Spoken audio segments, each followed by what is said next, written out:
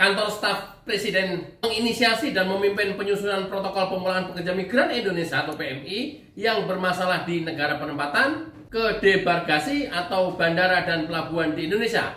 Langkah ini dilakukan agar program pemulangan PMI bermasalah lebih cepat dan tetap sesuai dengan aturan.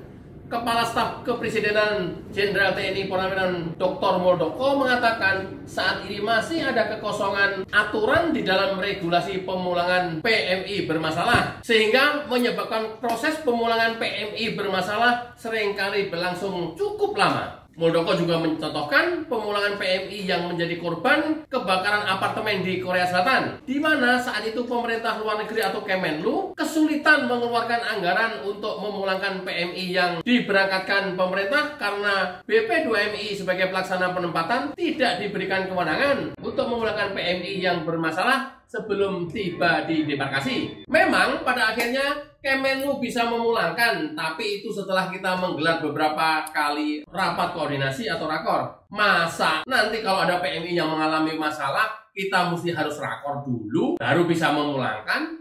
Protokol ini yang akan memberikan keleluasaan kita untuk melindungi PMI di luar negeri. Secara tegas, Muldoko saat memimpin rapat pengambilan keputusan terkait protokol pemulangan PMI bermasalah dari negara penempatan ke debarkasi di Gedung Bina Geraha Jakarta, Selasa 16 Januari 2024. Muldoko juga mengatakan protokol pemulangan PMI bermasalah akan melengkapi regulasi yang ada, yakni Permenko PMK nomor 03/2016 tentang peta jalan pemulangan dan pemberdayaan tenaga kerja Indonesia bermasalah, serta peraturan BP2MI nomor 3 tahun 2019 atau perubahannya tentang petunjuk teknis pelaksanaan pemulangan pekerja migran Indonesia bermasalah sampai ke daerah asal. Ia menambahkan, di dalam Permenko nomor 03/2016, pemulangan PMI bermasalah oleh pemerintah hanya bisa dilakukan jika dalam keadaan darurat, seperti terjadinya bencana alam, wabah, penyakit, perang, pendeportasian besar-besaran, dan negara penempatan tidak lagi menjamin keselamatan PMI bermasalah. Padahal ada kasus tertentu yang tidak diatur dalam Permenko PMK. Untuk itu, protokol tetap jalan terus untuk segera diinformasikan. Saya harap 1-2 minggu ini sudah selesai dan bisa kita tanda tangani bersama, tegasnya.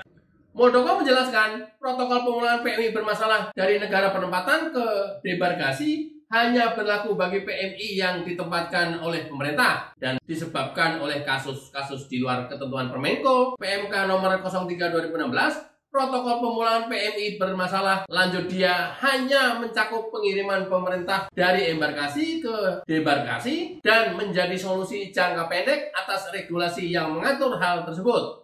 Sedangkan mekanisme pemulangan dari ke kampung halamannya sudah diatur dalam peraturan BP2MI. Jika sudah ada aturan di atasnya, protokol ini tentu tidak berlaku lagi, tapi bisa menjadi instrumen dalam Perpres atau perbaikan tata kelola penempatan dan pelindungan PMI dari hulu hingga hilir, ujar Muldoko. Pada kesempatan itu, Muldoko mewanti-wanti agar penyelesaian persoalan PMI tidak hanya dilakukan di sisi hilir, tapi juga sampai dengan hulu. Terlebih, Presiden Joko Widodo telah mengamanatkan untuk perbaikan tata kelola penempatan PMI yang telah diatur dalam Undang-Undang Nomor 18 Tahun 2017 tentang Pelindungan Pekerja Migran Indonesia.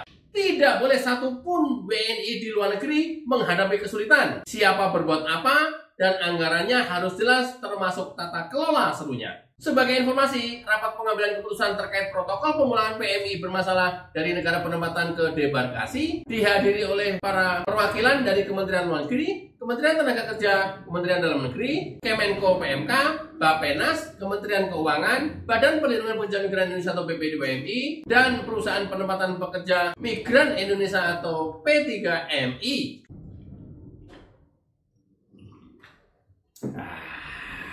Tutup dulu kopinya. Informasi dikutip dari berbagai media massa.